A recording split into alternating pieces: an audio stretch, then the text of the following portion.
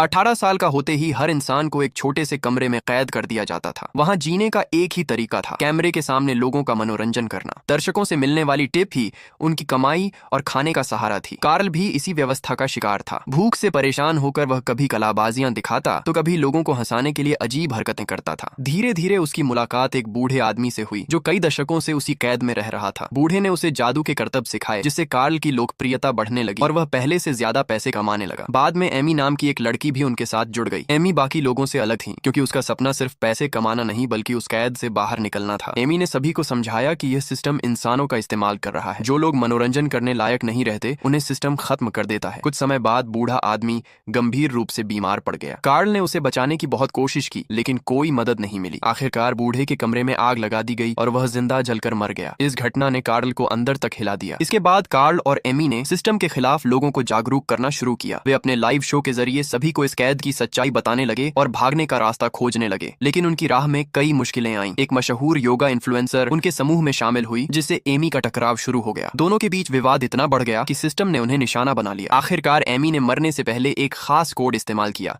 जिससे उसका और योगा इन्फ्लुएंसर का कमरा आग की लपटों में घिर गया। दोनों की दर्दनाक मौत कार्ल की आंखों के सामने हुई। अपने दोस्तों को खोने के बाद कार्ल पूरी तरह टूट गया। तभी अचानक उसके कमरे की दीवार खुल गई और उसे आजादी का रास्ता दिखाई दिया। वर्षों की कैद के बाद वह बाहर निकल सकता था, लेकिन जैसे ही वह जाने लगा उसकी स्क्रीन फिर से चालू हो गई। अपने दर्शकों और लाइव स्ट्रीम को देखकर वह रुक गया। वह आखिरी बार अपने दर्शकों को अलविदा कहने के लिए वापस स्क्रीन के सामने लौट आया। यह फिल्म एक ऐसे भविष्य की कहानी दिखाती है जहां इंसानों की जिंदगी मनोरंजन का साधन बन चुकी है और आजादी पाने के लिए बहुत बड़ी कीमत चुकानी पड़ती है।